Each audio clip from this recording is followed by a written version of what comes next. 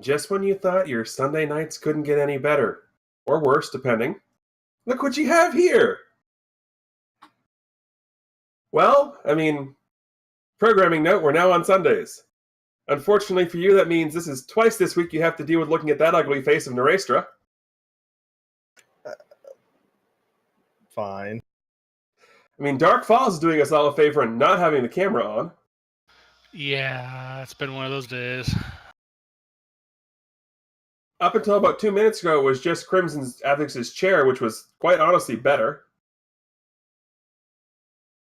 TG. And I'm out of witty things to say. Look at this picture of OPT Lawyer. It just says everything I need to. It has an otter in the background.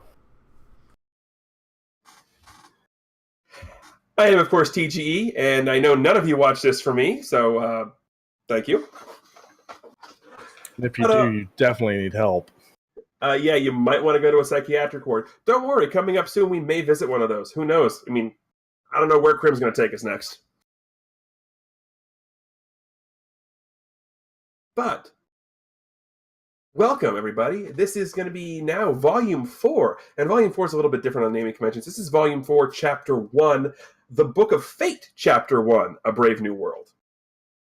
So yes, we are now in the Book of Fate. Wait. This is the Book of Fate? Yes. Phantasm's outside of Fate, so I don't have to be here.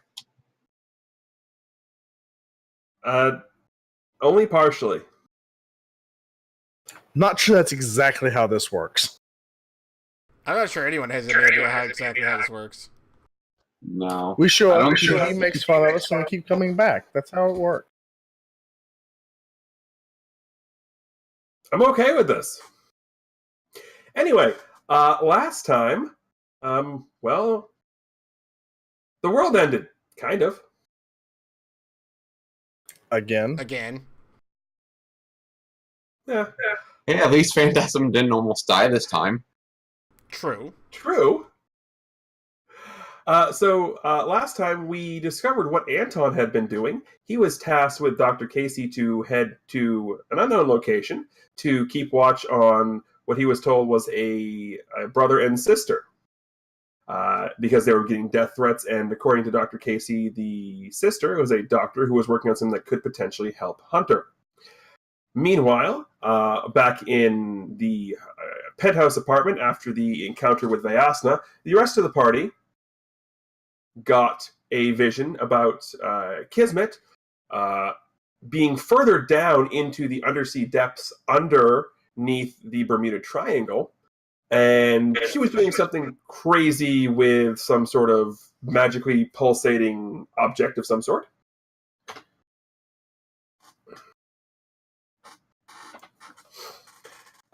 So they went there, fought a couple of more of the Lucavi demons, Bellius and Mateus, Fire and Ice.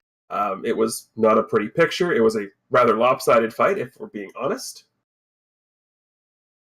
That's what I do. And by the time the heroes got there, it was just in time for Kismet to finish her ritual and do something with this object. Giant flash of light, because as we're talking about, that is my crutch, is giant flashes of light. So let's just go with this. And when the light receded, the three heroes who were down underneath the Bermuda Triangle woke up in, well, I have a scene for this. Woke up in a living room with the older version of Ven, who they had met the one time they went into the future, sort of standing there, waiting,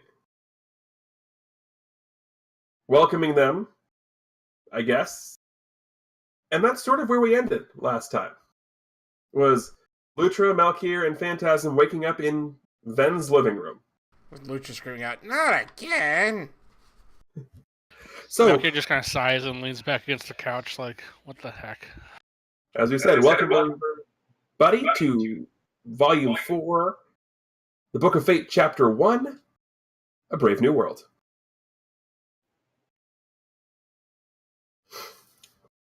And as Fan awakens, he grumbles because he knows he was sat in the old man's chair. I'm sorry, the couch isn't made for multiple guests to sleep in here. It was an impromptu ritual. I'm sorry, you said this looked like an older version of Ven, right? It's the one you met from the when you went to the future. Gotcha. Okay. So literally says, "Huh? Oh, hi, Ven. You're older. We go in the future again." Kind of. Kind of. Okay. Hey, you know me this time, though, right? Yes. Don't sound so disappointed. You can visibly see that the Ven you guys have known, or even the one you saw last time you were here, there is much more age and stress on his face. Almost looks like he hasn't slept in who knows how long. Oh,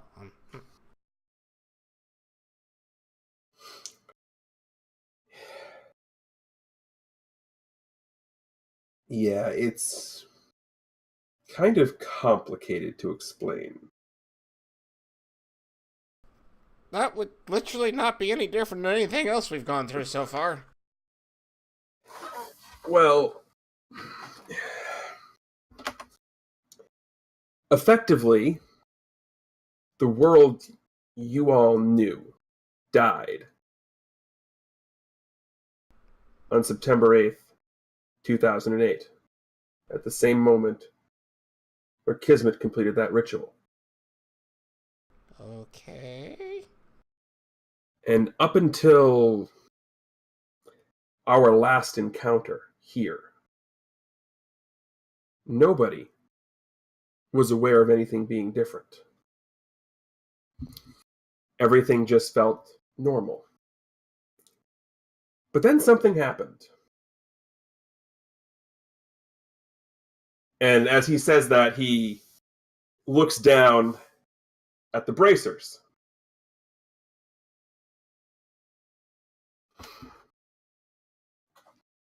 Okay. He looks at Phantasm. You connected the worlds, at least to me.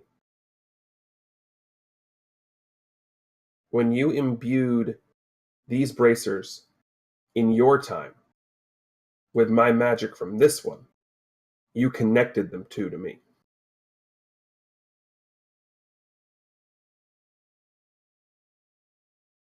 So I was able to understand what's different about here from when it was.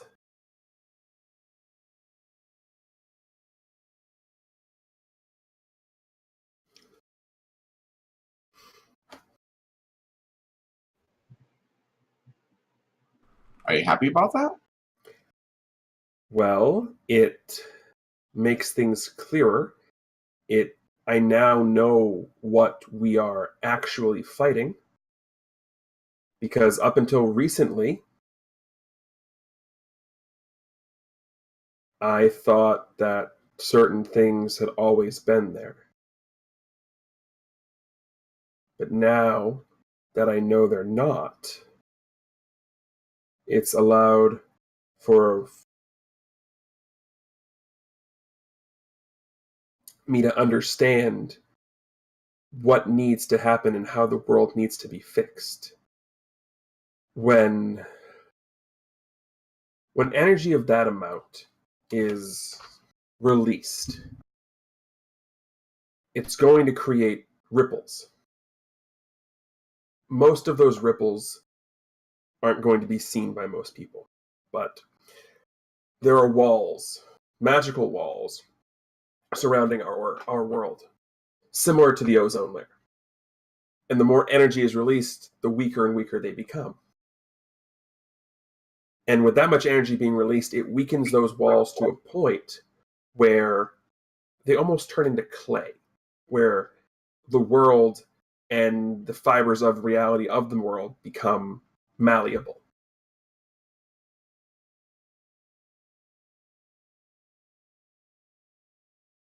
And the world we're in right now isn't the path that's supposed to be on. So for a while, the world was fighting it, trying to bring things back to how it should be. But unfortunately, Kismet's power is too strong. And every time the world tries to recorrect itself, she stops it. We're at a point now where if this world sets for too much longer, it will be permanent. And there's nothing we'll be able to do to save it.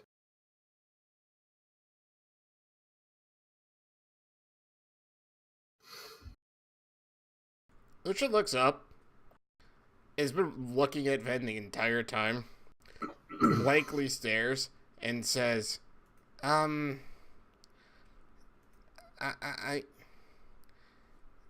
didn't really understand any of that.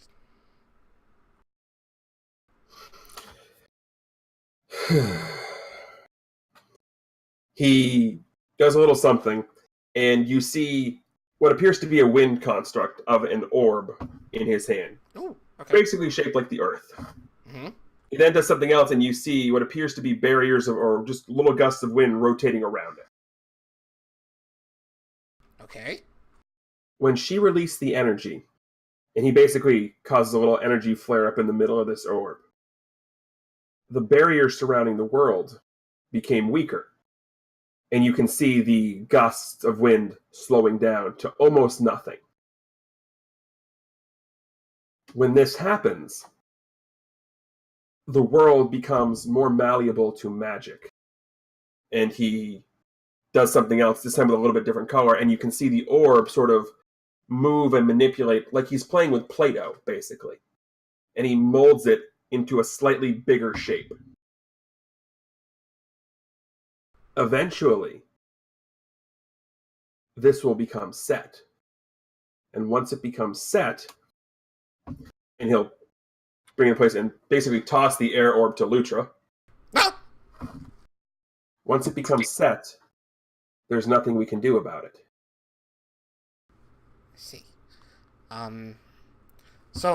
But what is she actually doing with this other world? No, this is the world. Okay. There is only one world. All right, okay. I say the world you came from died because all memories of its existence disappeared when she created the ritual. Everything that we know or we knew in this world up until Fant made these bracers was of the history of the world basically according to Kismet. So, Kismet changed history or something like that? She changed everything. Okay.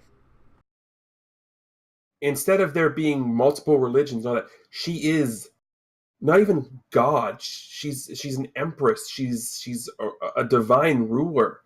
She's whatever word you want to use for it. Oh. I see. And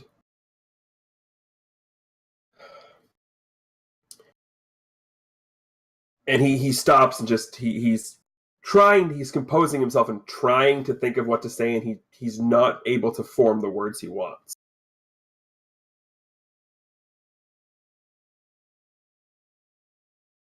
So no one really remembers anything at all, like, that happened before that day?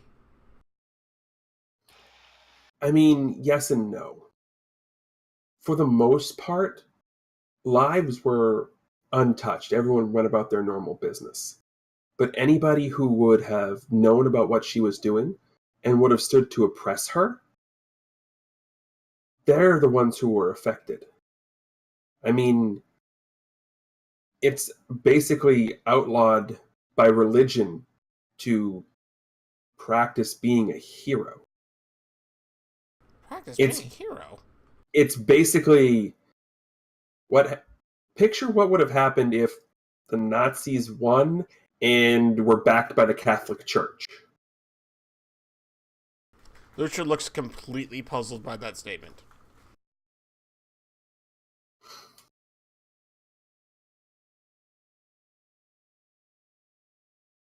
because he never actually learned history.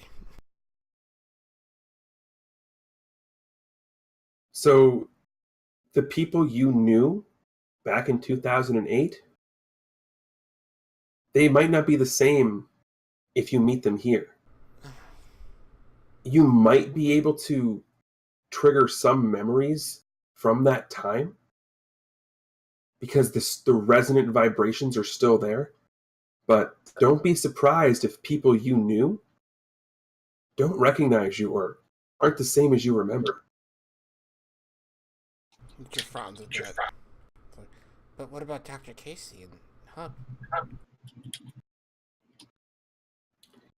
He just sort of looks down, as in the Fant and Malkier can definitely tell it's the I don't want to say look.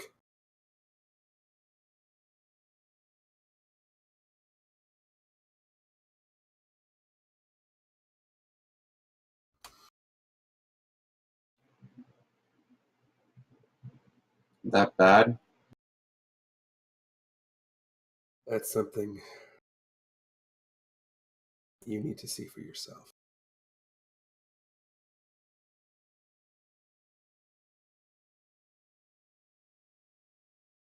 Huh? Lucha kind of slowly stands up. Looks at Vince and says, alright, so what happened?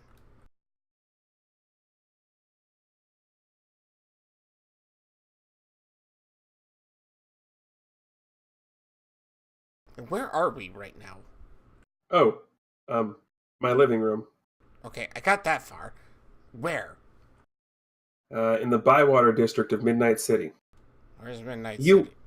you would have known it as New Orleans. Okay. Right. But before we get into Dr. Casey and Hunter, Lucha kind of like snaps and looks up and she's like, you know. I do hear.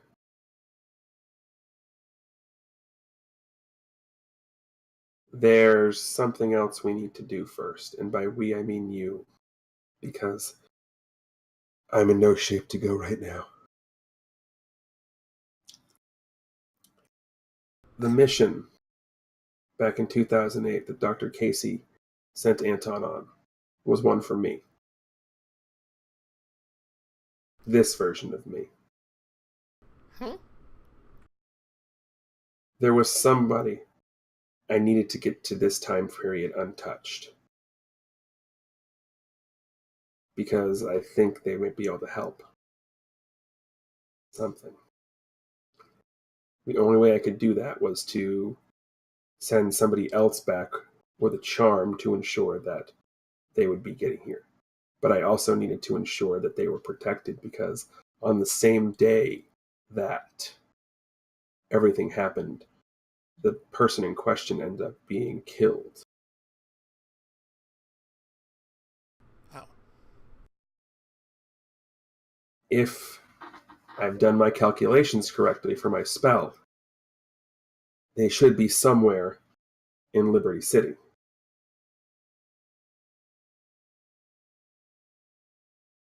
Which you knew as Philadelphia. Okay. Who is this person? Dr. Emily Ark.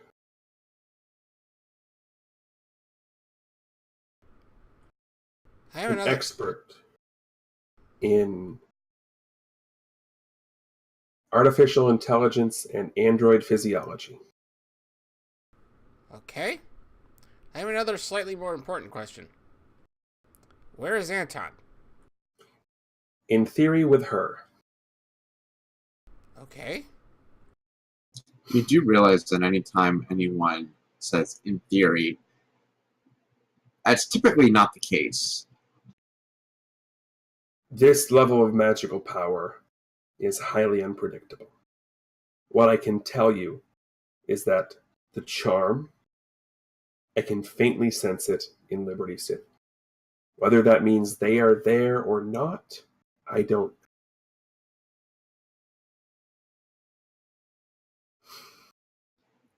So When did you say we are again? 2023. So what has happened in the 15 years? Well, things mostly went on as the same, but initially, when we had first met, I was under the impression that we were fighting a lost cause against these Zodiac Braves because they had been released during your time. I now know that they are your Kismet's, for lack of a better term, her Knights of the Round Table.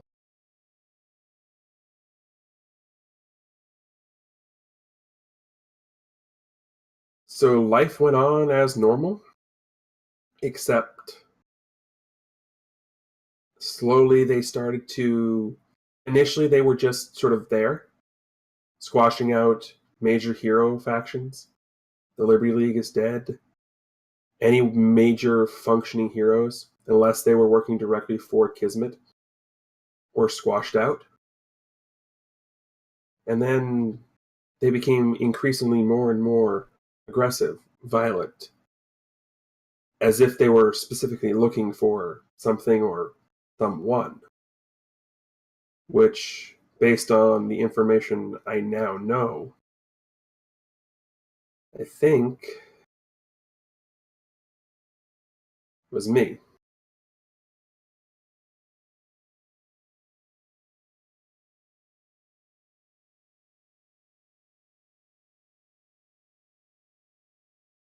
And we've been fighting for a long time. And this is one of the few places left, if not the only place left, where they cannot actually get to us. Why not?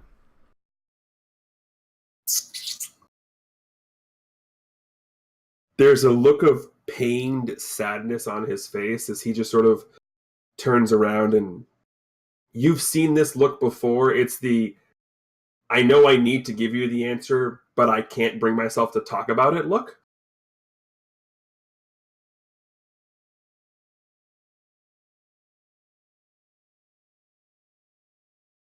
Just suffice to say that within these walls we're safe. Butcher looks a bit crestfallen. Just clearly looks exceptionally sad at all of this. Like, but what are we even supposed to do? Even if we somehow stop any of this, we're here in what, 15 years later? In theory, again, only a theory. We stop Kismet, we defeat her. What she merged with separates, and the world, the universe, corrects itself back to where it was. If we do this correctly in the proper amount of time, we'll go back to 2008.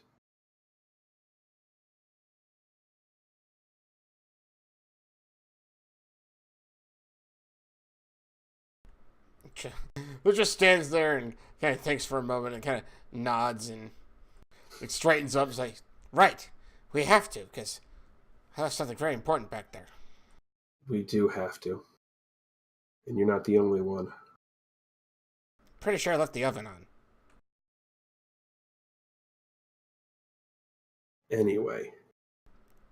No, I turned it off. Yeah, never mind. We're good. Would you like the expressway to Liberty City? Can I assume that that's going to involve throwing us with your wind power all the way there?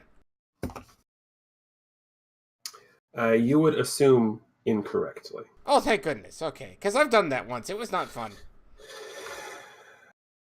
No. It's this. Keep in mind, the expressway currently is one way, but I just have to you get can back get, here. yeah.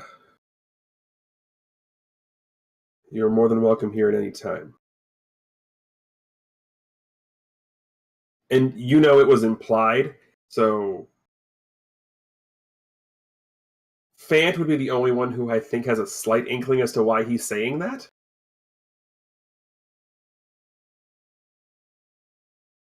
But either way.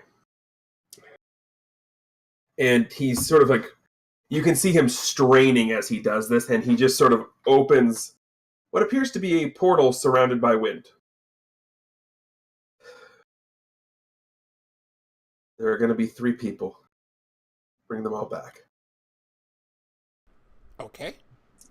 Van just sort of grabs Malkir and Mudra and tries to rush him into the portal because he knows that, that's very strenuous to conjure. Melchior kind of just looks at Fant and brushes him off and walks there himself. And no sooner do you 3 go to the portal snaps shut, and Ven just sort of half collapses, walks over, and just sort of passes out on the couch. And the comic book panel, it sort of has the look of, it's the first sleep he's had in a long time. Like relief that we're here, or It's half relief, half exhaustion, but he's definitely happy that whatever spell ritual he concocted actually worked. So we're going to scene shift for a minute while you guys are traveling through the portal, even though technically the portal goes instantaneously. We're going to scene shift over to Liberty City. And I've got a scene for that too. So you guys also get encompassed in this flash of light. And when you guys sort of come to, you're all sort of laying on the ground, sort of scattered in what appears to be the ruins of something. But Anton, it is you, it is Graham, and it is... So Anton gets up and is immediately looking for Graham and Dr. Not that hard to find. Everyone all right? Yeah. What? I mean, Graham looks like he was expecting this, so... But Dr. Archer's like, what happened? I'm not. Where are we? Does Anton realize it's Liberty City at this point? I mean, the building you're inside, you've never been, but if you... Go ahead and give me a perception check.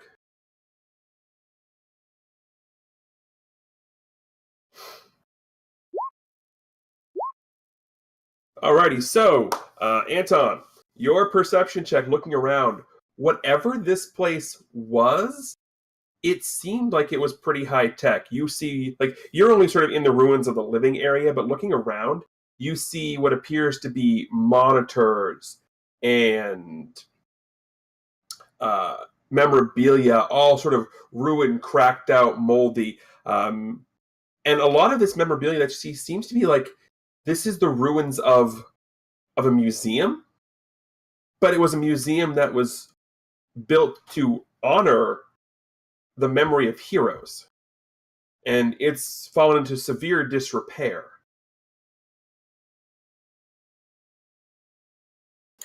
So Anton's kind of rummaging through and kind of looking around. Graham, what do you know about this? I know that we're exactly where we're supposed to be. And where's that? Slightly off kilter, but still in the same city we left.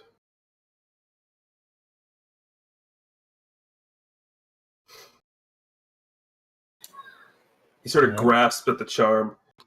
I guess it worked. So now that we're here and we're out of whatever mess that was,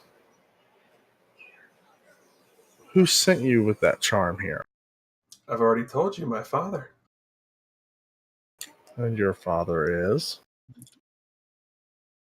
He sort of looks at you, and you realize that you are still dealing with a teenager, so you're not getting a straight answer. The same person who made the charm. Teenagers. Yes, you, if I'm being honest, you're just here because we needed a bodyguard. She's the real reason I came here. Well, I'm not surprised. For what she's capable of doing. Again, still not surprised.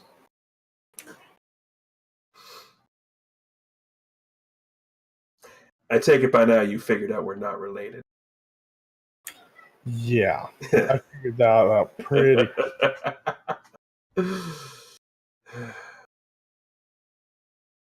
He looks at his non-existent watch.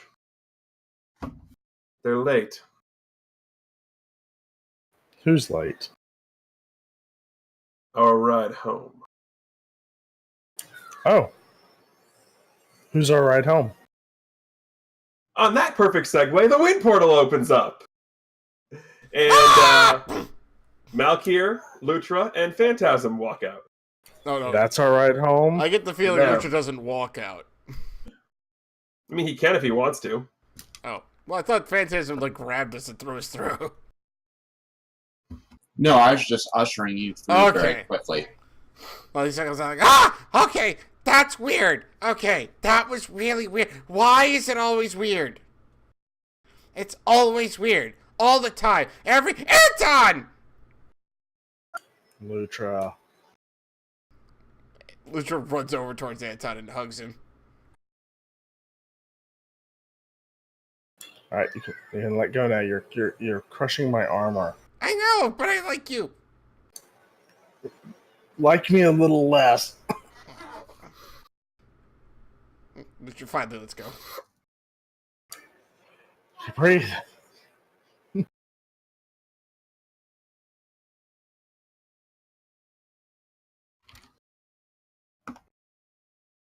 Except so, you made it. Where were you before you got here? I was at the college with these two, and then showed up, and Right. this weird guy that Gotcha. Actually, what I meant was when were you before you got here? was the same day that I left. We got back and I left. Well, this is actually apparently 2023. So, do what? Yeah, I know. It's weird. We met Ven from 15 years from where we left him. That's where we came from. He sent us here. So at this point, the mysterious teenager speaks up. So Dad's spell did work on both of you. Oh, hi! For the record, the kid in question, who I know I've already shown you guys anyway, does look remarkably like Ven, but I'll need insight checks from everybody. Maybe not Lutra. I'm not sure if he'd understand the concept of this. I mean, if he looks like it. Right. The insight check is for something completely different. Oh, okay. You all beat the 20. It's been 15 years. The Ven you knew was 18. This is at least a 16-year-old. Something doesn't add up here. Okay, wait. Huh. Yeah. Lutra would not get that. Yeah, that's why no way, there's no way Lutra. Lutra's not gonna understand that. At this point, Anton doesn't believe a word Graham says for the most part, so he just shoves it off as whatever. This kid's full of. I'm not getting straight answers from him anyway. Van just looks at him. Come again? Dad? Yes. Isn't that... Would you prefer the term father? No.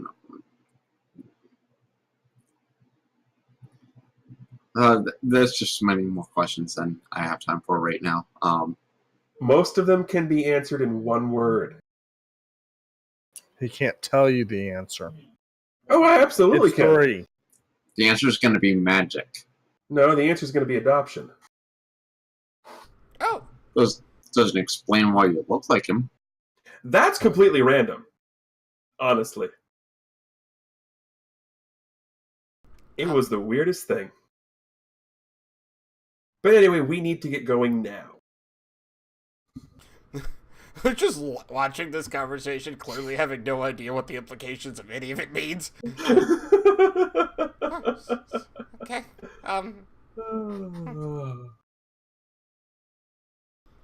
He's just smiling. He's like, we're all back together again. This is great. Also, out of game, remind me when we are done to link you to the actual story where that whole event happens, because it is written out. So just remind me to link you to it. Okay. So, I think we're supposed to go back to where we were, which I forgot, Midnight City, I think. Yes, home. Right. I'm not really up on my geography on the United States, but I'm pretty sure where we are is kind of far away from where we were and are going. Yeah, we need to find a way to get back.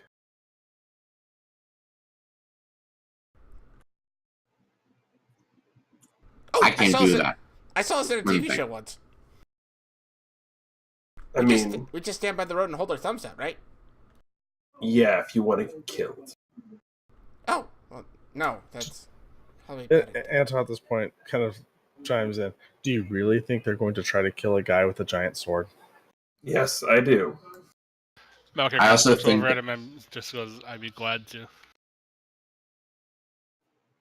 I do also think that they would try to make a pelt out of our otter friend. Aww. Oh, that I'm fully sure they would do. Hey. Your brushes for first very nice, by the way. Furs do go for a hefty price these days.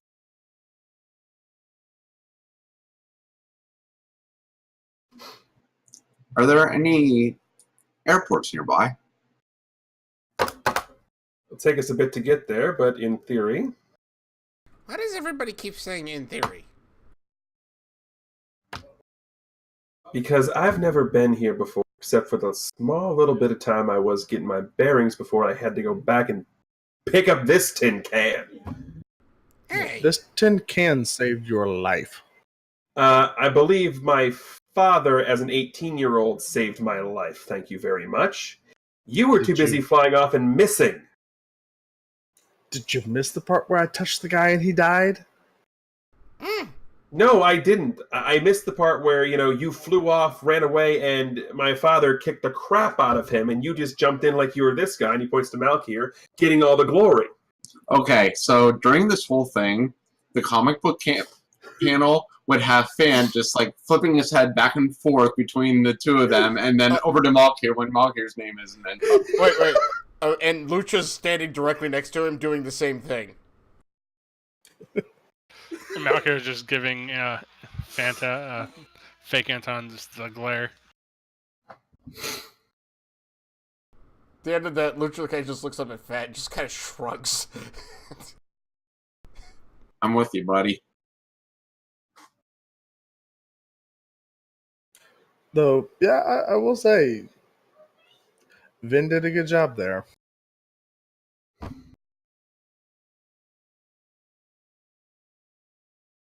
I didn't expect him to do anything less, although it was kind of impressive seeing the first time him using his powers. Oh, he must have gone there right after he finished, right after we saw him get them. He had some nice new bracers that I hadn't seen before. They were... Well, remember, Ben has always had that power inside of him. What those bracers did is it brought the awareness of those powers from now back to that time. So really, Ben could harness any power inside of him back then that he's realized and used today. Oh. Lucha just looks at you and is just kind of like, okay. Imagine putting on sunglasses that gave you 15 years worth of knowledge. Okay.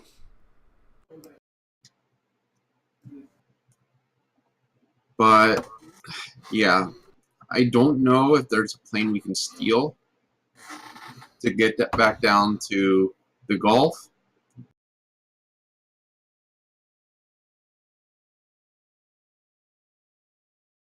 At this point, you hear, "You'll be lucky if you get a chance to look at a plane one more time." Anton, give me an insight check.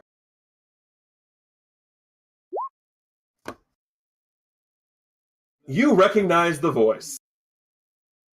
Oh, It's the creepy guy from Bouvet Island. All clad in his really, really scary black armor. Huh? You know him. apparently I.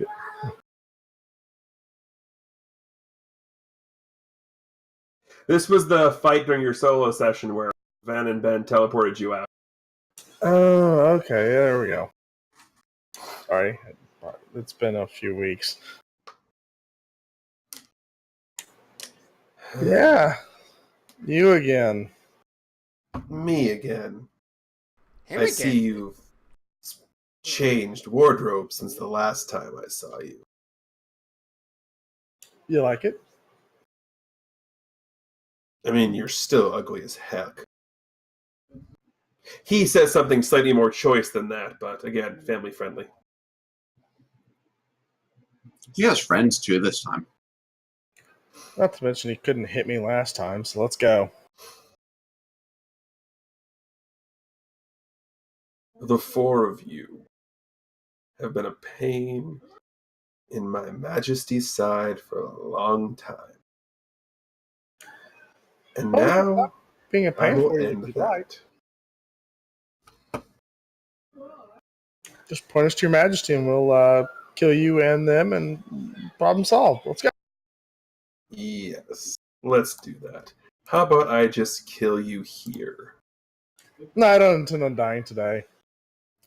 I am not giving you a choice in the matter.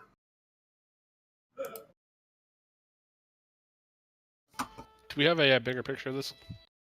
I can pull a bigger picture of him up in a second. Yes, you guys are correct.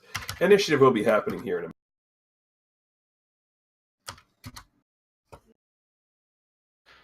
Malkir waits until fake Anton is not paying attention and stabs him in the Oh back. my god.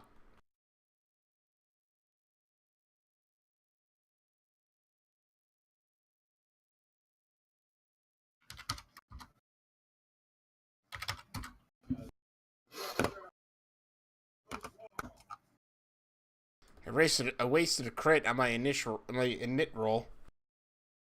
Crap. I might as well have rolled a 1. Sheesh. There's your picture, by the way.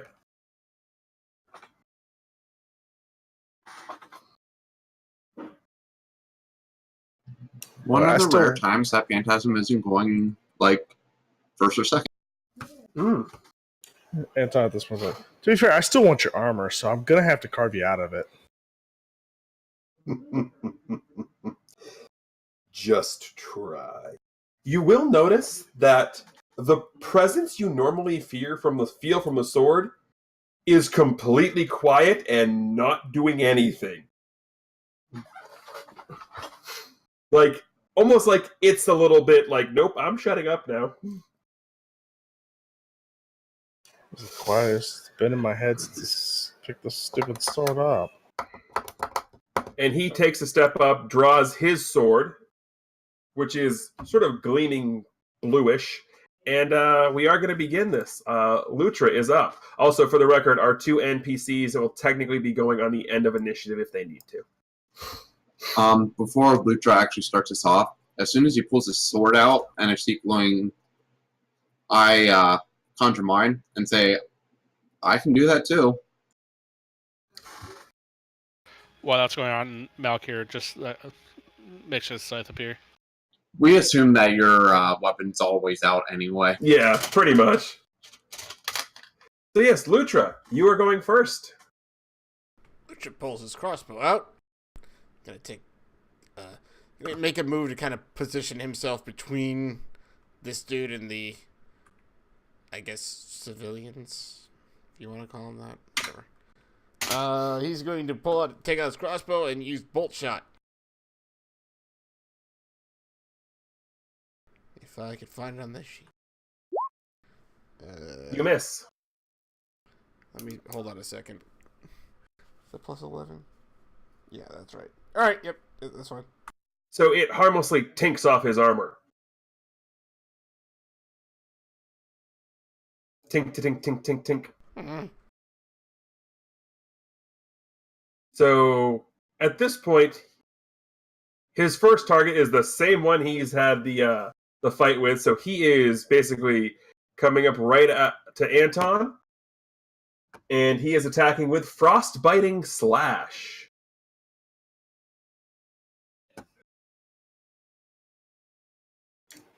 And not hitting. I didn't think so. But as you sort of dodge out of the way, he swings the sword, and you feel the power resonating through this sword as he swings and misses. Like, oh crap! Phantasm.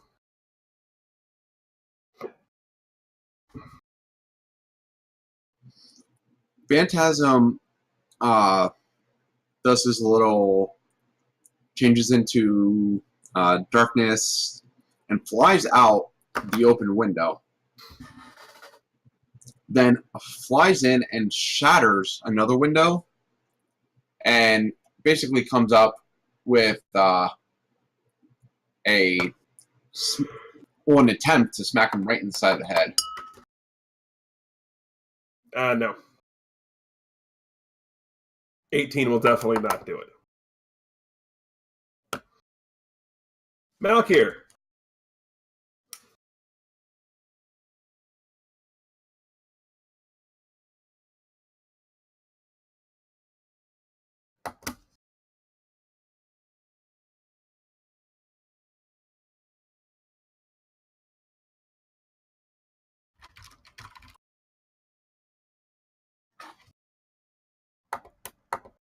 One second, folks.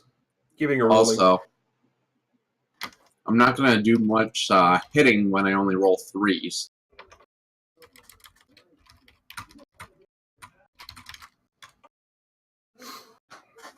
So Malkir kind of just looks at him, draws his scythe, and then rushes in. It goes to just to cleave him.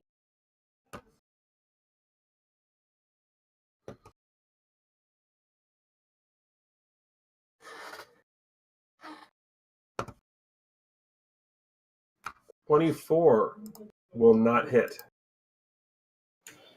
Ah, yes, this guy. Y'all said you wanted a big bad, I'm giving you one. He, crazily enough, while being distracted by both Thant and Anton, manages to one-hand parry the scythe so it doesn't hit him. Doesn't completely block it, just sort of parries it enough so it just misses. Anton is up.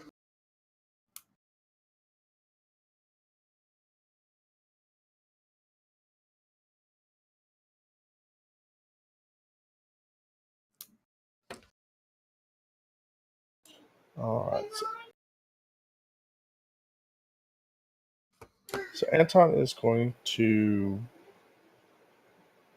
summon the Remorseless Knight on him. That will actually hit.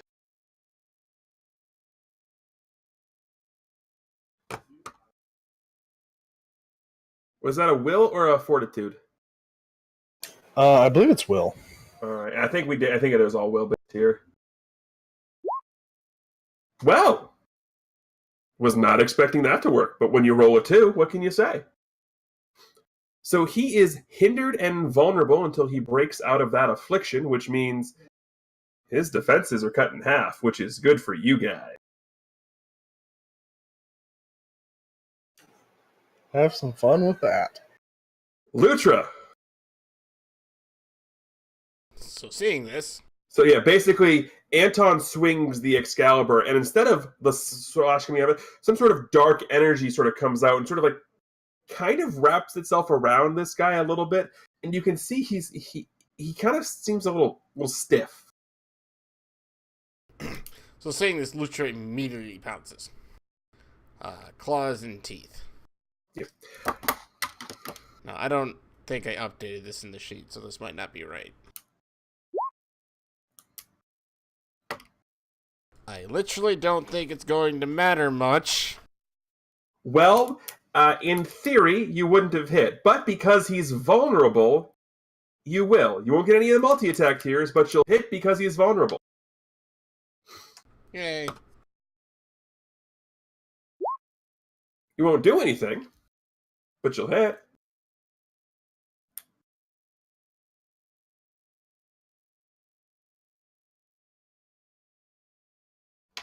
Yeah, that's it. Also, metal doesn't taste good. Well, no. You don't hurt yourself, it just doesn't taste good. It is his turn, and technically Lutra is here. Wait. That wouldn't matter anyway. His DC is actually 27 on it, but it's a... Yeah.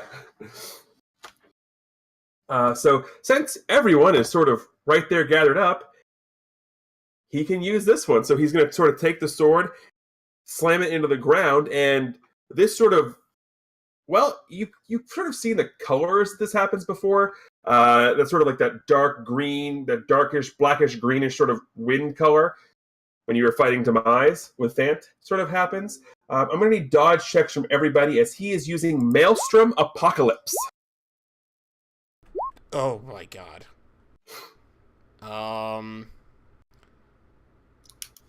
probably going to spend my hero point to reroll that.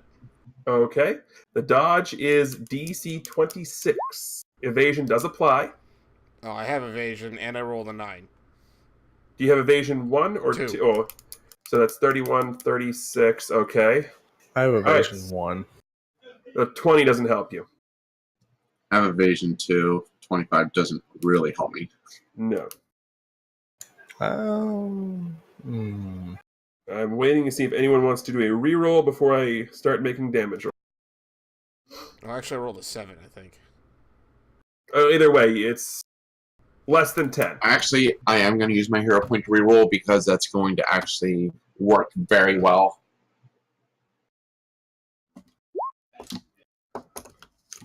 So that's actually a 30. Yep. Okay, so for those who made it by 1 tier, going to reduce it by 5, so I'll need a DC 26 toughness check. Who made it by 1 tier? Phantasm and Malkir can give me a DC 26. Anton can give me a DC 31. So Anton's down and out, unless he wants to reroll his toughness save. And Lutra can go ahead and give me a DC 15.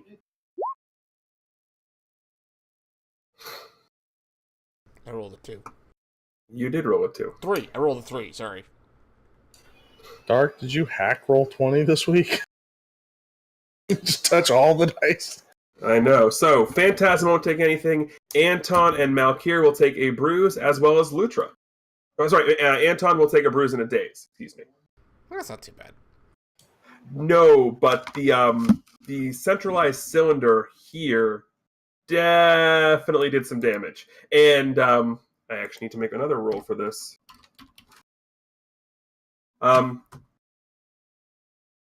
So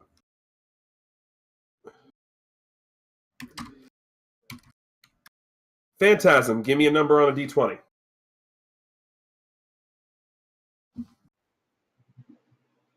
$12. Lutra. 12. Malkir. 6. Anton. 10. Of course. I need a dodge check from you, please. We guess a rock falls down from the... Debris from the ruins, yes. All right, you'll dodge out of the way. Got to be kidding me.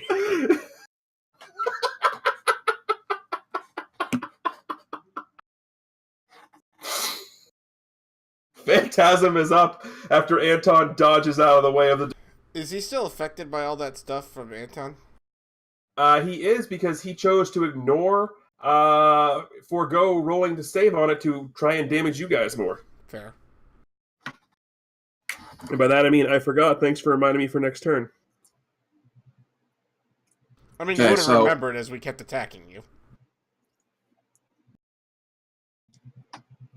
So, as Phantasm is dodging out of the way, part of his dodge is sort of like a backflip. Yeah. To get away from the shockwave. And his sword emits a green light, and he is throwing a sonic blade. 21 will hit because of... Excuse me, I didn't hit my mute button in time. I apologize. Pleasure. My mouse is on the mute button. I do want to point out that my 2 attack rolls so far have been a 3 and a 4.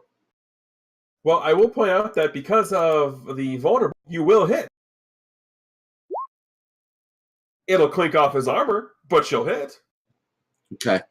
Well, from the attack, Phantasm is sort of just floating in midair at that point. Malkir is up. I'm going to go over here, so we're kind of boxing him, and then I'm going to slash at him again.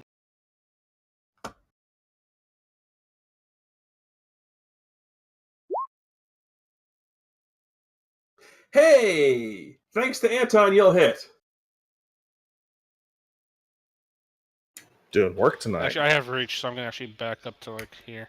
Reach just... Yeah, it's not D&D. You're not going to... You're fine. There's no... Reach just means you have extra range. It's a scythe. You can short arm the scythe. I'm not worried about it. Well, it's more to stay out of his range, like another group. That's fair, but yeah, it's a 5-foot, so yeah, you can go back there, yeah. Alright, so yeah, you will hit. Again, it'll clink off of his armor, or he'll parry it with a sword, but you hit. Anton.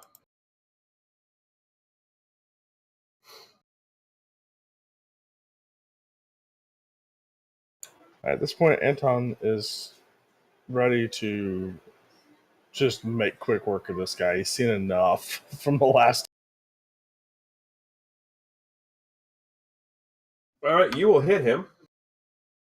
As, again, the spirit of the shadow comes out of the sword and just sort of embraces the gentleman in the armor. And you will actually bruise his will.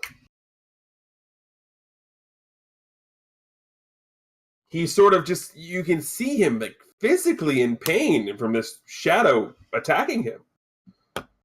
You're getting more mileage out of that damn ability. Lutra's up. So Lutra's going to seize this opportunity as he kind of takes a step back. Not like anyone, just takes a step back. Kind of bares his teeth, growls loudly. And he runs right at this guy and throws his shoulder directly into his chest. I'm using my newest move, Honor Spear. I have no idea if I've written this out correctly, so... Jesus Christ. Well, to be fair, you do still hit. Are you kidding me? Vulnerable. Fair. Cuts active defenses in half. It's a fortitude save.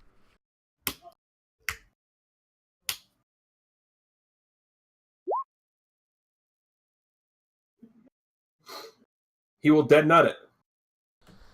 And Lutra's vulnerable.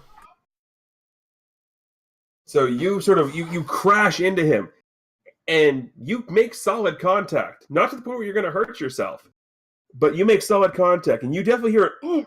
But he sort of steels himself against the incoming Bill Otterberg.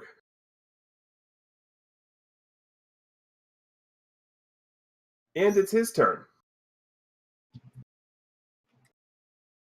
And at this point, he's sort of smiling at Fant. Well, you can't really see. You can kind of see the smile. And Phantasm, as he's looking at you and smiling, give me an insight check.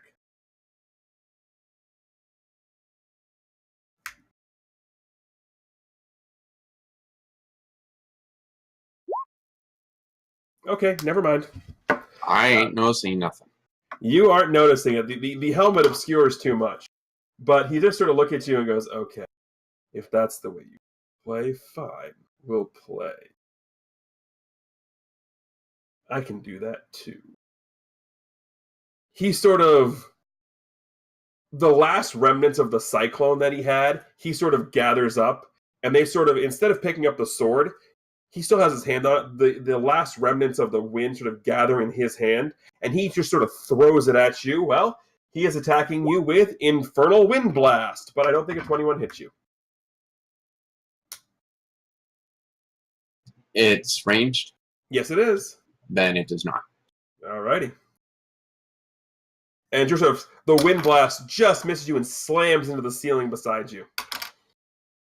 Oh, by the way, on their turn, they've technically moved off over here. They're technically off screen, off on the side of the room. I'm just moving them off in the corner here. Phantasm, you are up. Okay, since he did that, Phantasm just sort of looks at him and grins, and immediately goes flying towards the ground. Right? I assume this is selective? Yes. Okay.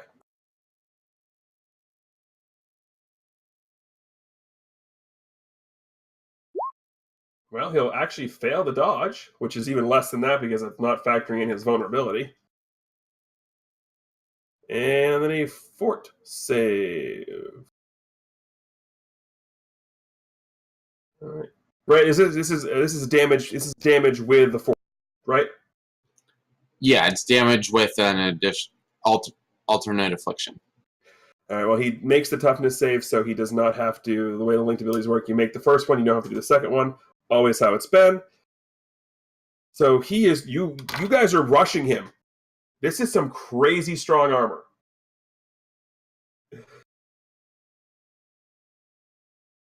Malkir is up. So Malkir is starting to get pretty frustrated, as he usually does when he can't hit. I am going to extra effort my attack this time.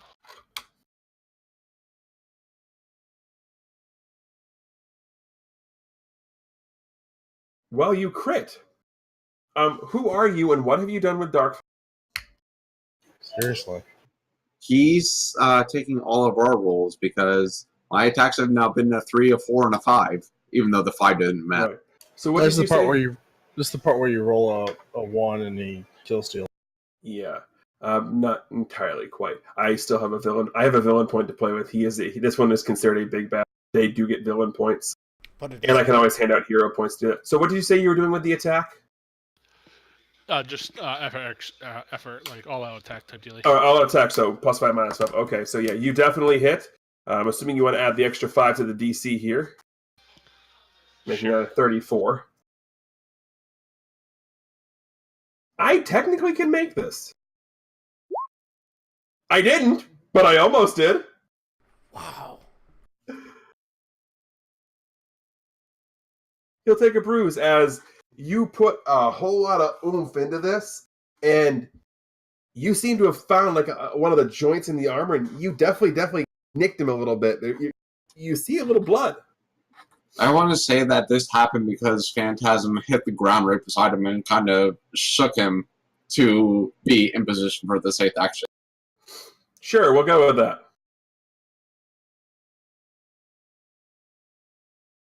Anton. Anton just starts with this evil little smirk and just reaches out and grabs all. Well, unfortunately for you, and this is a character I've had built for a while. I've just modified the story. You grab him, and nothing happens.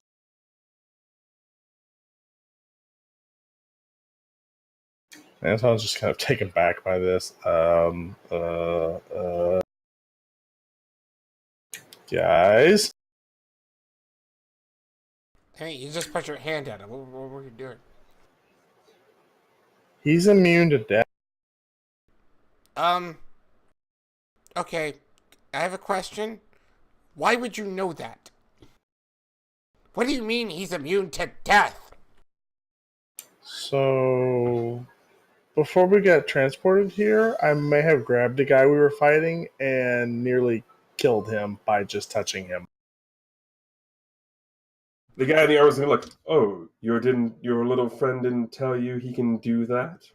No, actually, he didn't mention that part. Makes you... I mean, they just got here, so I hadn't had a chance to. You Then interrupted me.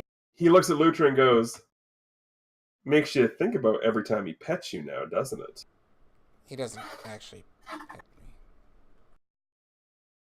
Lutra's turn! He sure looks disappointed because he doesn't get the pets. Like, that's the only thing he's kind of sad about right now. He doesn't... Alright. I need to do something here. I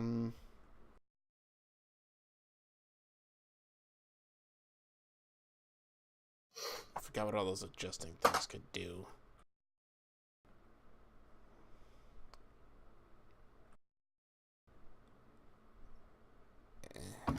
Never mind. Alright, she's just gonna slash at him. Forget it.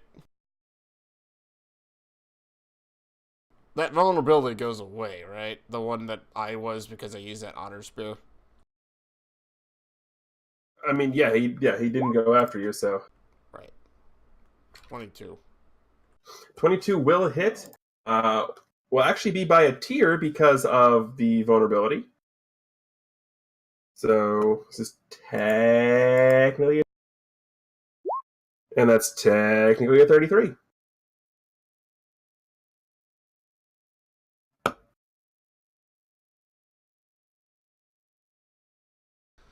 We're just going to use his move by action and move away a bit, just to get some distance. He's looking at you. Do you really want to see how that works? Allow me to show you.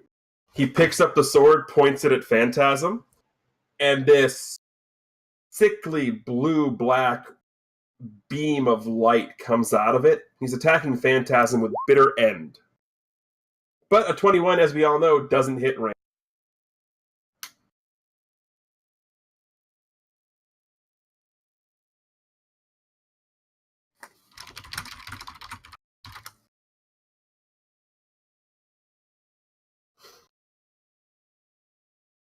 This time he sort of looks at you. You can see him trying to shake off, so he is going to attempt to shake off the vulnerability that you gave him. There was a DC 22. No! Because of the will bruise you gave him, he does not shake. Annoying Housefly is up. Thank God he actually missed a defensive roll. Jeez. All I do is hit the buttons. I can't control what the dice come up. I call shenanigans on that one. Yes, Krem, you know my level of technology. I had to have you tell me how to help start streaming, okay? Like, I'm not good enough to hack into this. And besides, if I was going to hack into this, I'd just hack it so Doc kept rolling ones because it's funnier. Not wrong there. All right. Well, given that he is continuously throwing things my way, I'm not going to give him the chance. I'm just going to go right in at him. You'll hit. Hey, look, I didn't roll high for once. I stab him right in the armpit, right where there's a vulnerability in the armor.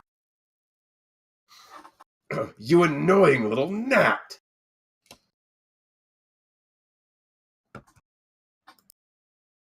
Malkir's turn. So I'm going to back away a bit more. And then I'm going to do my Scorched Earth Kamehameha Wave type deal. Because he did use Frost, if I'm correct. He only used Frostbiting, Slash, and Bitter End. I'm just saying the names. You've seen Blue Energy. That's about what you know.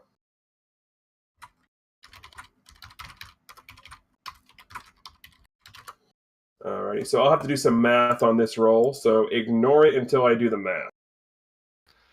I also have the secondary effect from the last turn.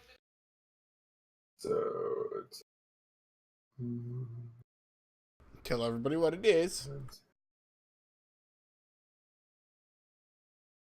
Alright, so his evasion, which is evasion, will dead nut him to the roll, so he'll -5 it. Wouldn't have mattered either way. You'll scorch the earth under him. The armor is now very clean and shiny and polished. And the wound that you nicked him on with the scythe starts to flare up a little bit.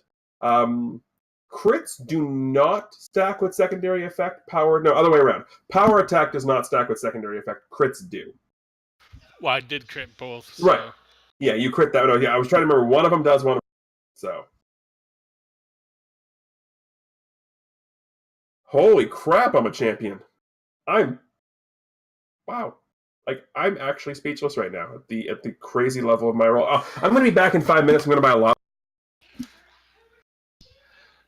Hey, Tej, guess what's on the other side of these fingers? Well, put your hand back up, and at least we won't have to see your face. Exactly. Says the person with the camera off. Smart man. Anton's up. All right. Anton is, not necessarily mortified that he's immune to death, but he's not thrilled about it. So he's gonna go back and try to constrict him some more. Well, you definitely hit. This time, he just sort of looks and just sort of flexes and the shadow disperses. It worked once. It won't work a second.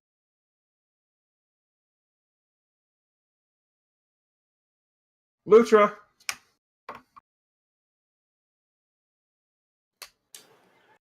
Can we use hero points to make you reroll? No. You can use luck points to force villain rerolls, but technically 3 of you have used your hero points. The only one who has a hero point left is Malkir. That's the wrong dice. Don't. Jesus Christ. 15 still hits him. Are you kidding me? No, I'm not. He's still affected by my first. Oh, you had to use it again, so I figured. No, because it's cumulative. Oh. So if I fail the second time, I get the second tier.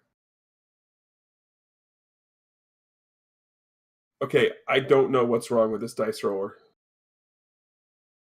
I mean, part of it is his defenses are apparently like 16. You're exactly correct on that. But also, the past year rolls, that's a 16. That's a 19. That's 19, 19, 16 are my past 3 rolls. The rolls. Is this where we get the pity hero points? Almost. There might be some sympathy hero points being passed out here. But first, he now as he's sort of holding his side, he sort of turns around and looks at you, Malkir. Credit where it's due. It takes a lot to make me flinch like that.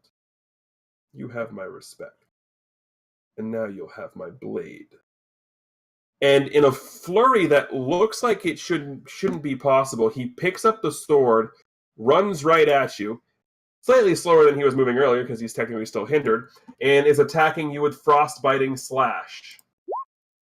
Nope, there's my miss, there you go, there we go, I can roll on. The So only as he saving comes in, I'm grace gonna use is my five. hero point to use my burst area, if that's okay, to do Um, some counter. No, because you've already. He misses. There is nothing to instant counter. Well, wouldn't that be like? Okay. This Yeah, isn't D&D. there's no attacks of attacks of opportunity. opportunity. Had I hit, you could have been able to do some fun stuff. But because I roll a 1, that's the miss. It's he swings in a wild flurry and just completely misses you. I was gonna say I don't even know if he gets to you. He may have tripped over that couch in the middle of this scene. As he misses, I kick him in the ass, so he goes back away from me. I'll let you do that. I'll let you kick him in the butt. There. One saving grace for us is that his attack rolls are horrible. Fant, you're up. As he's laying on the ground, Yeah, the only time I've done damage was at the AoE. Fant just raises his arm and conjures up some black clouds, and from the clouds comes his black. Oh God! There we go. So that's going to give you a plus 10 because 5 for the crit and 5 for the 3-tier multi-attack. I don't think you can actually roll this. 30. Oh, I can get a 34. I can absolutely hit a 34. I didn't, but I can. I rolled a 4. That's going to be 2 bruises, and he's going to be staggered.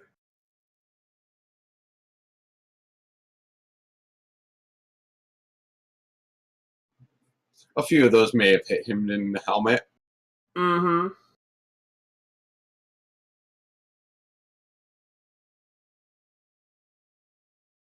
Oh, that's right. I forgot. Oh, if you also remember, if you guys remember, I was telling you that I had a character created as an NPC that had almost 600 power points. Yeah. This is the one. Okay. To be fair, 151 of those are power that I'm not using right now because I haven't programmed it into Roll20. But anyway, yeah, you wreck him ridiculously with Black Storm. Malkir is up. So I'm going to take advantage of the staggeredness and attack my scythe again, since my flame didn't really do too much.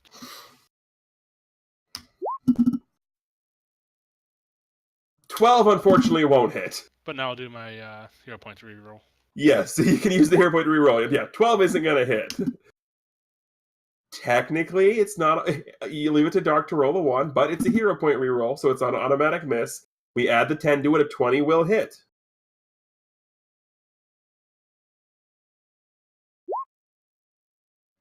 And I will dead nut soak it because apparently I'm a jerk. Are you taking... Hey, it's about time that you don't let him kill Steel right away. Right. I was expecting it. Anton is up. Wait, did that take into account any of the bruises he's gotten, though? That takes into account all of them. Because it's still If you- 16. Nope, it's 14. You're right. I can do math. Mm-hmm. All right. So If you look on your sheet, above where your defenses block is, there's a one that says injuries. Well, I'm trying to read the formula that pops up when you mouse over it, and it's confusing. Yeah, but yeah, right now, the total toughness I have in this 14, which is accounting for all the bruises. Anton is going to summon Arthur's Shadow again to cripple this guy's will at this. Or attempt to, anyway. Like I said, or attempt to, anyway. Another dead nut. Can that actually keep track of, like, damages like that, too?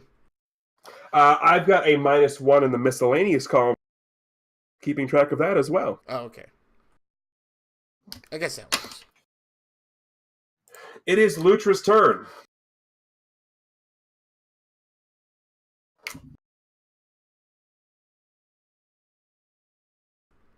Kind of move forward and hack and slash at this guy. There we go. Yeah, that'll be an all 3-tierer. That'll be another bruise and a daze. Thank goodness for that.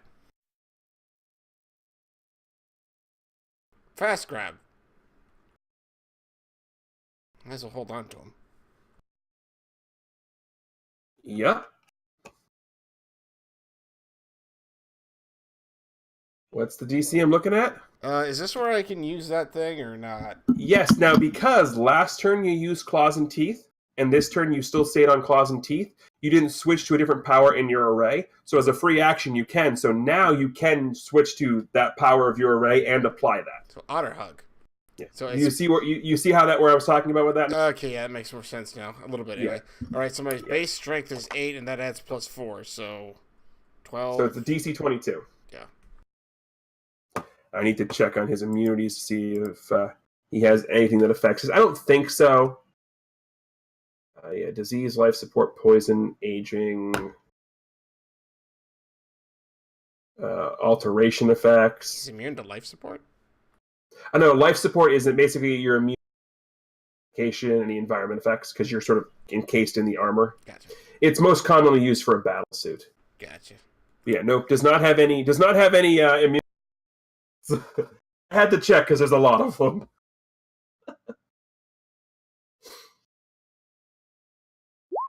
Oh, jeez. Well, yes and no.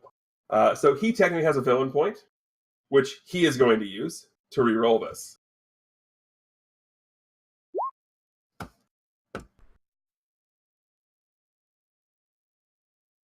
Which, good news for you, he wasted his villain point. It's like he still doesn't make it, does he? Well, no, 'cause he still gets the +10 just like everybody else does. Right. So 23 would make it. Right. I didn't do math. But he's basically going to sort of vigorously shake his arm, like when you're trying to get vigorously shaking it, like go get. He's doing that. He sort of not like throws you far, but sort of throws you off his arm. Sort of looks around. You're lucky for now. There are other more important things to attend to. Does that push him back like here or something like that? Not really. I mean, if you want to, yeah. It was more. Yeah, I don't want to necessarily be close to him if I'm not latched onto him. Yeah, you can. It's like, you're lucky. There are other more important things to attend to. Tell your friend that his little hole can't help him forever. And remind him that next time I see him, the other side of my blade has something for him. And next time you see him, we'll be there too. I look forward to it. He jabs the sword into the ground, engulfs himself. For lack of a better description, it's basically a Organization 13 style portal, and he's gone. I will give everybody a hero point for fiating his escape, so you can all take a hero point.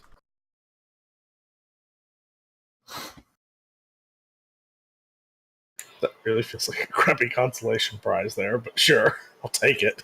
I won 5 imaginary dollars. I was gonna say the hero point expires in 5 minutes anyway. I can choose to let you keep them over if I need to, especially if I award them late.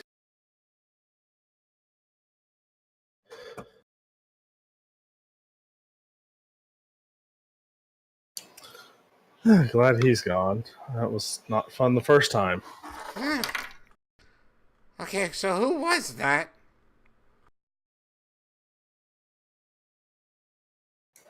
Well, I assume he's the right hand of Kismet at this point.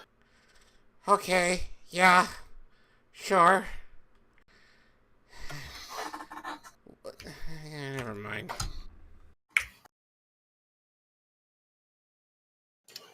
Unfortunately, we're going to have to do that again. Well, we always seem to have to, so. When Anton says that, Malkir kind of just grins and looks forward to the next fight. Glad someone's excited to fight this guy again. They never seem to stick around to let us kill them, but I guess that's normal. I mean, would you? No, exactly.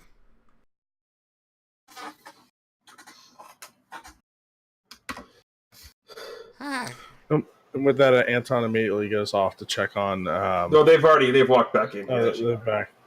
Yeah. He showed up a little faster than I was expecting. Yeah, I can't say I was happy to see him again. You've met. Yeah. Meanwhile, the good doctor just sort of looks like pale and flustered, and this is effectively 2 major combats she's dealt with in what her mind is the span of like 20 minutes. Yeah.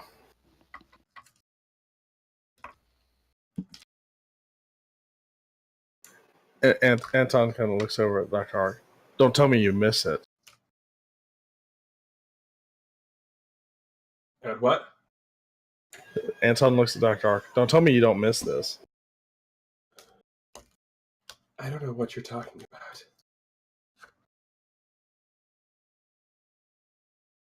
But more importantly, I think I might have found us a way out of here.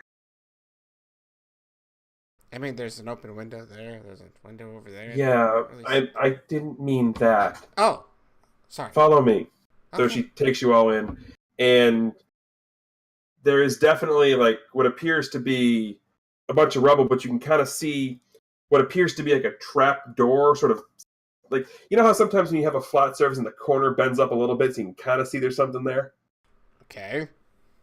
You can definitely see that there's something there. And then she sort of, this is what used to be Liberty Tower. Assuming everything's still the way it was, in theory, there'll be transportation underneath this panel. I just can't lift that debris.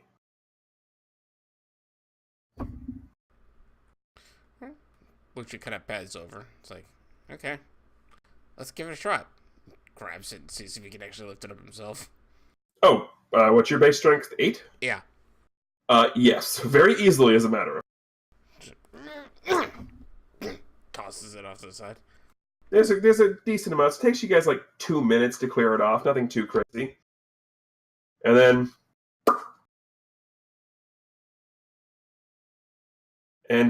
you pop open basically a basement hatch.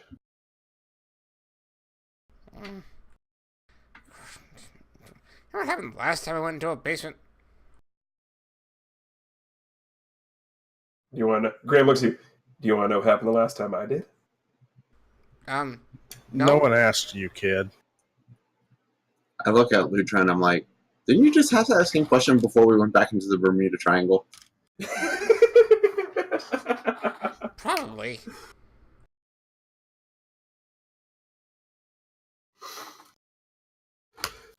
But as you guys climb down there, surprisingly, this location is much better kept than the ruins up above, probably because of the seal that was there.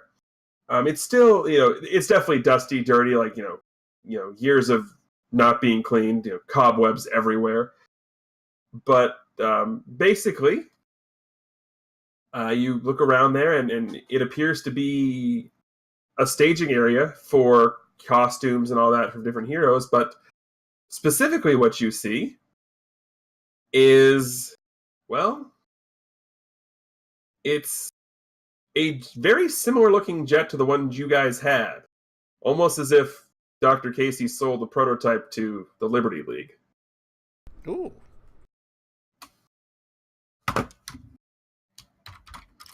And as Lutra looks around for a cape, he sees a sign posted above the uniforms that just says in all caps, "No capes." Aww. Oh, crap. And then on the bottom it just says Edna mode.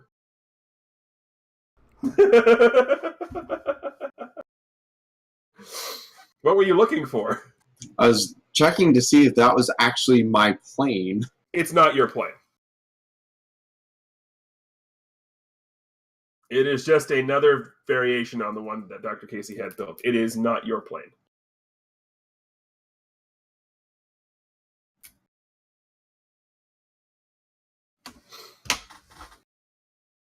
As Lutra looks around, he notices a subnote under no capes. This includes cloaks.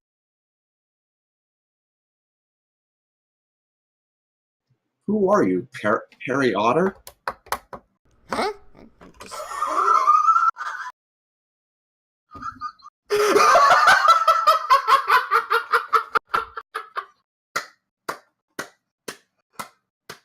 Lucha looks at you confused. Take a hero point for that, Crib, because that was ridiculously awesome. Touche, sir.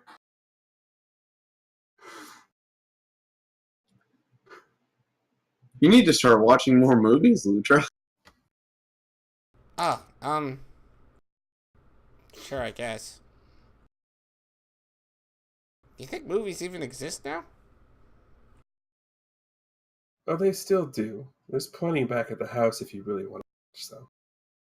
Oh, they always make me watch weird things.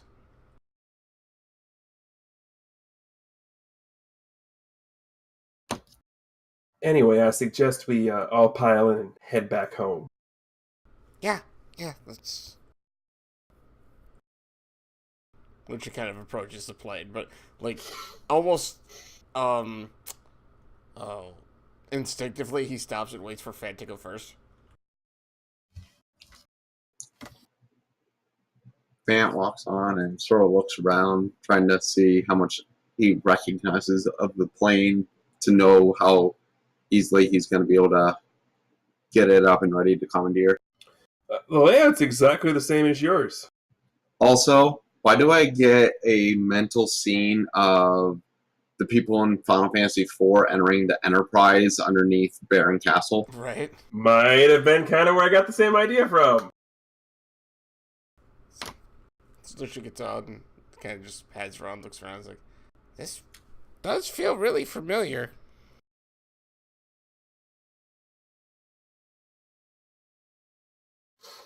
Fant goes into the cockpit and starts firing everything up. Looks around. Sorry, Lutra, no red button. Oh. How could they leave out the red button? Isn't that in, like, the planets for everything? There's a button, and it's red. Yeah, but if there was a red button on here, it might not be good. Mm.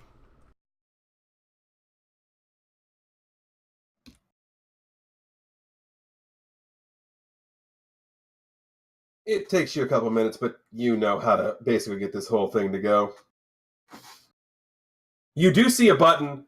It's not big red, but it does say door on it. And it's kind of shaped like a garage door opener.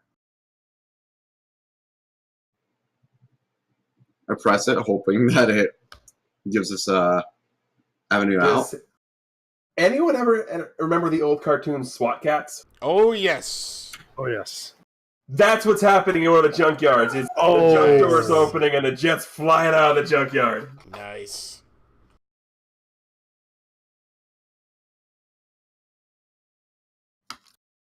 You will notice there is a decided lack of airplane AI. It's quiet on this flight. It's a nice change. I mean, if you'd like, I can keep talking. I have plenty of stories. Which looks just kind of really distant and sad at the moment. Fant has on the pilot's headphones, even though he knows he will hear nothing, just so he doesn't have to hear anything else. And he's sort of looking over the landscape. He's purposely flying a little lower to see various areas like Liberty City, DC, and places like that as we're flying down. For the most part, everything looks decent. I mean, you can definitely tell that there are some things, anything representing like the high hero, like that sort of high of Golden Age of heroes, is definitely gone. But for the most part, everything's sort of the way it should be. I mean, memorials now, instead of depicting people like Washington or Lincoln, everything is sort of in the shape of Kismet. That's the biggest change. Someone has a bit of an ego. Well, I guess she made herself Empress of the World or something. Like, there's one religion and she's it. From what Ben said. Well, who screwed that up? She finished a ritual and apparently rewrote history or something. I'm not really sure I understand it entirely, but everything we knew didn't happen-ish, sort of, not entirely, but kind of. And then, I think if we destroy her, then it goes back to normal or something. I don't think anyone really knows. That's the prevailing theory. Yeah, everyone keeps calling it a theory, but who knows? So we're just making this up as we go. That's It's good. pretty much like normal at this point. Hey, works for me. Lucia actually goes over towards the doctor and just kind of sits down. Like, well, hi there. You're new. How you doing? I'm wondering why I'm here.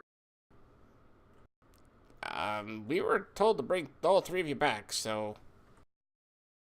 I know that, but I'm wondering why I'm here.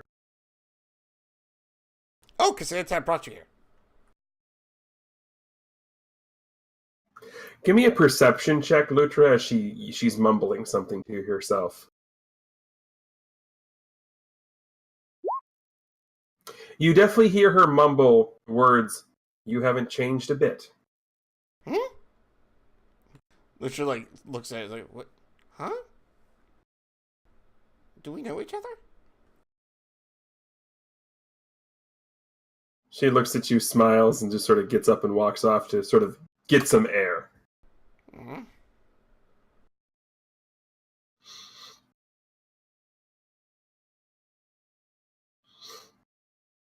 She looks kind of sad she didn't answer his question.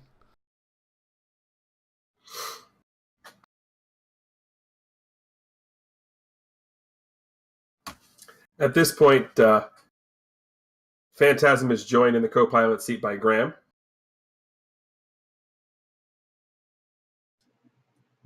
Phantasm just glances over, lifts up his earpiece. What's up, kid? So you're the reason this whole adventure started. I suppose you can say that I'm the reason for a lot of things.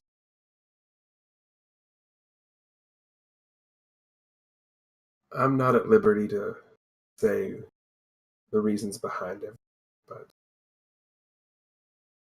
we need to make sure this works. We need to stop her. Trust me, there's nothing I would love more. He sort of heavily sighs. As you can see, he's sort of replaying events in his head. Doesn't say any more, just sort of sits there.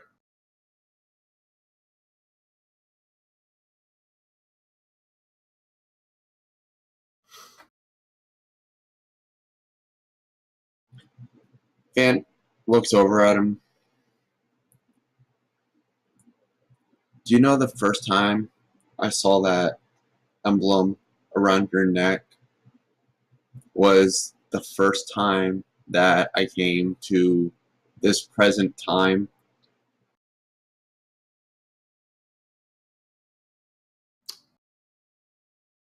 I did not. It was your father who gave me the ability to embrace wind again. I used to have great wind abilities and really went under a drastic change in pretty much the cataclysmic event that began this whole ordeal. I mean, it's not like we even wanted it, but I came out of that full of darkness, and without your father, there would have been no ability for me to escape that darkness. And now I need to do whatever I can to make sure that everything goes back to the way it was. That Kismet does not exist in this reality, because if Kismet exists, then everything that we have done is all for naught. He smiles. Yeah, he does that a lot. You're not the only one he's saved from things like that. He refuses to admit it, but the biggest ability he has nothing to do with the magic he possesses. He just makes people believe in themselves.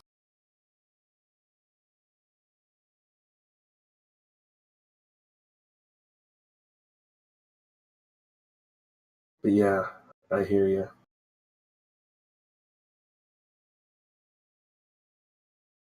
He saved us. Now it's our turn to save him.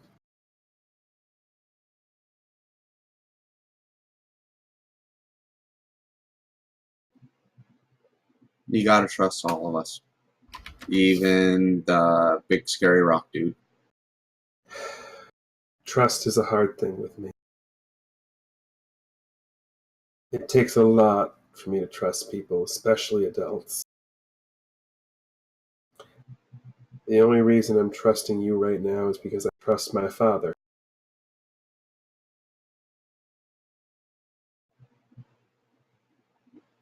We're going to need your support. We're going to need your help.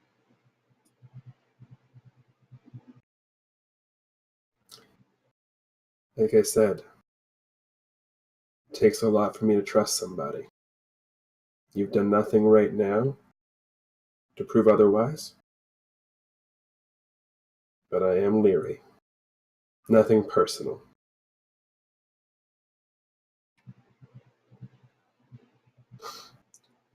He leans over a little closer. He's like, really?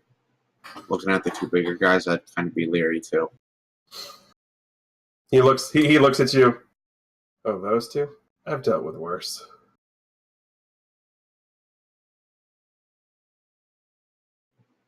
Oh, I'm sure you have, but I mean, there's days that, I sort of just want to knock them both out for a day.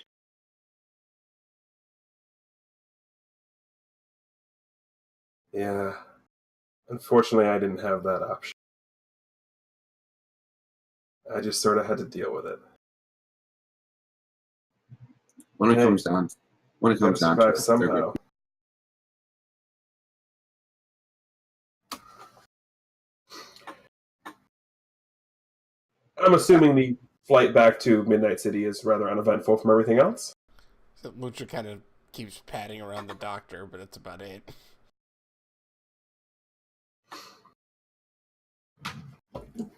Yeah. Graham does point out a lovely little landing space that was conveniently created in Audubon Park.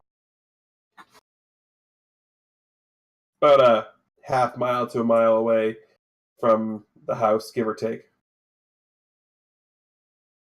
But Graham manages to take you all through the back alleys and all the city. So even if people were actively looking for you, they would have to know the city extremely well to find you. Oh, Fant is very uniquely, because he doesn't do it often, he is wielding his pistol as they walk through the streets, though. So you got a pistol, a sword, 2 daggers, and a pet otter. Actually, seeing Phantasm with his gun out, Lucha's gonna have his crossbow in hand too. Almost mimicking. Dun dun dun dun dun dun dun. Glad you've got better aim with that these days. Suddenly a crossbow bolt takes off your armor. Dink!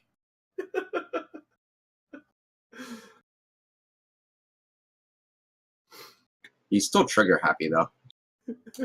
Clearly. Malkir just kind of chuckles under his breath a bit. So you do make it back to Vent's house without it. Which means scene shift.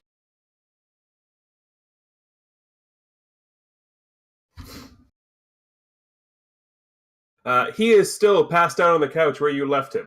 Or where he left himself after he teleported you guys. Lucha kind of pads over and kind of like... Graham's like, hold, no, let him sleep. He needs it. I was going to touch him. I just wanted to make sure he was breathing okay or something.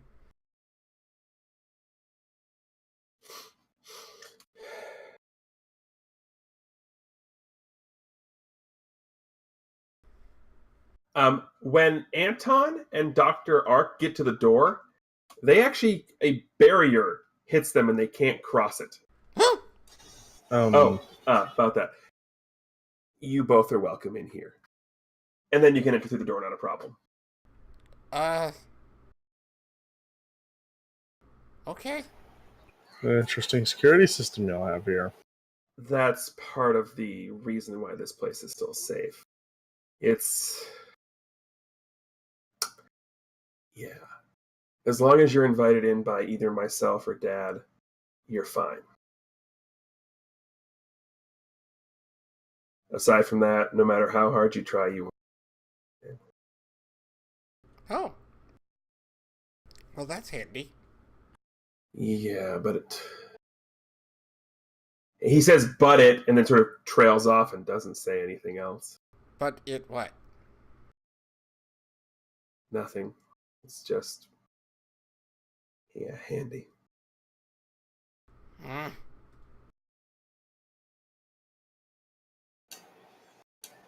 Anton, having had a magical amulet recently and understanding the concept. So who's sustaining this barrier? And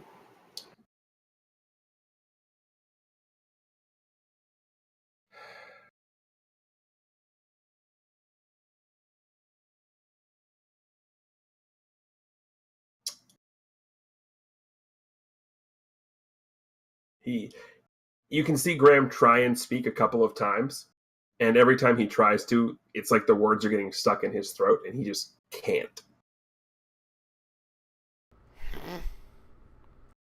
So secretive. It's not that. It's hard to talk about. It's not just you. It's like everything. It's like you, her. She points directly at the doctor. Like just all of this is just making my head spin. I'm kind of tired of not getting direct answers to things. Graham, at this point, you say that, Graham just almost uncontrollably laughing. Direct answers. Oh, they told me. I didn't actually believe it. Huh? What? The world doesn't give you direct answers. The world hands you a piece of paper and expects you to figure it out.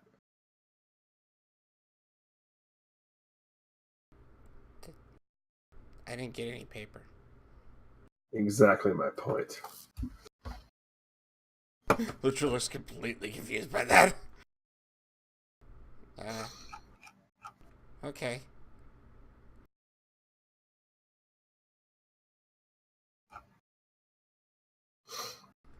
Lucha goes into the kitchen and looks into his fridge. It is a somewhat decently stocked southern fridge.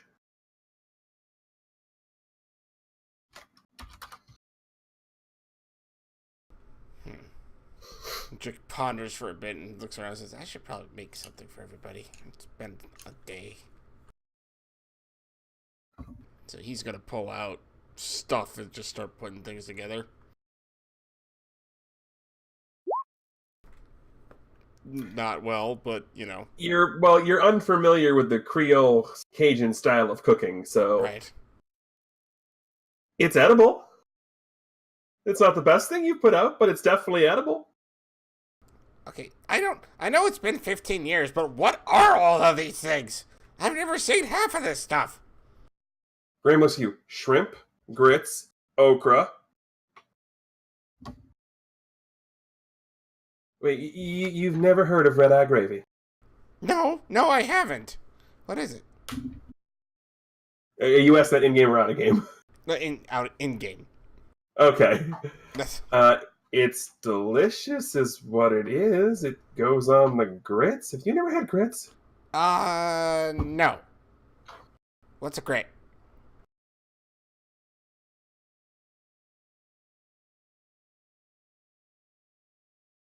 Let me show you. He sort of doesn't elbow you aside, but sort of gets in there, takes out a pot, and I'm not making him roll for grits because instant grits is like instant oatmeal. Also an affront to everything Southern, sir. He's also 16. Give him a break. Fair. No, it's Southern. Okay. There's a reason he doesn't know how to cook. This is a grits. And he just sort of... To be fair, it's not a complete insult. The amount of butter he put in that pan was appropriately Southern. Okay. He's like, ooh, that's very rich. Yeah. Meanwhile, back in the living room... Oh. How long have you guys been back? Been about an hour and a half, 2 hours at this point, FYI. Malkia relays that information to him. And you didn't wake me up? You just looked so cute. And he just kind of smirks. I didn't think Scornfully. I didn't think you cared. I don't.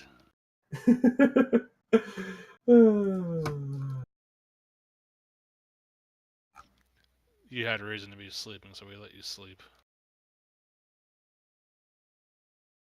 You just hear mumble, frickin' kid.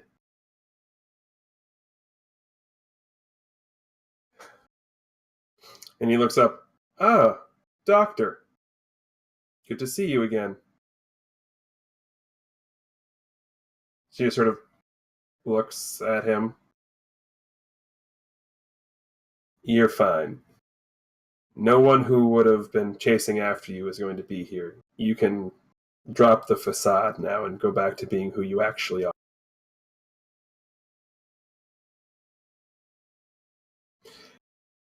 Lucha's ears perk up at this.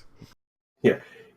You couldn't tell initially, because she seemed to be doing a really good job of hiding it, but she's just sort of,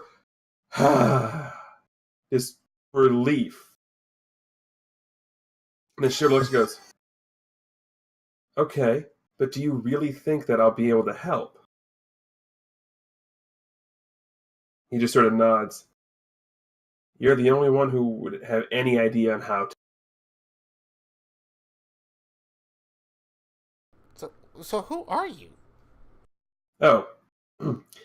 My apologies.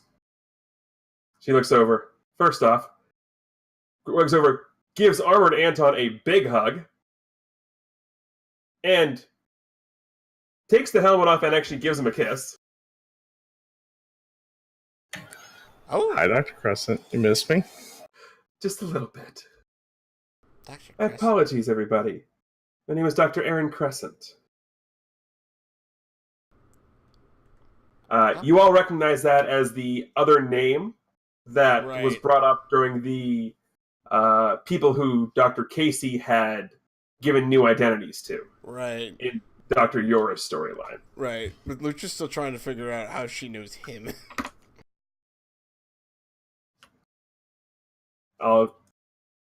Yes. My expertise is in artificial intelligence and android biology, and also how to get through to their human sides.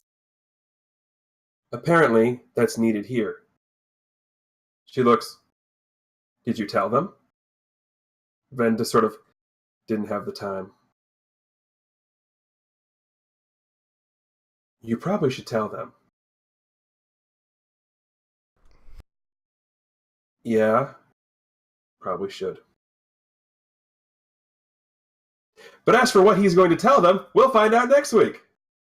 Because of course we will. Yep. But what I will say is I do already have next week's episode title ready to go, so I will tease everybody with that. First things first. The hero points we have, because I did give them out so late and we didn't have a chance to use them, you can keep the hero points you have for next session. So there will be 2 power points rewarded for the session as well.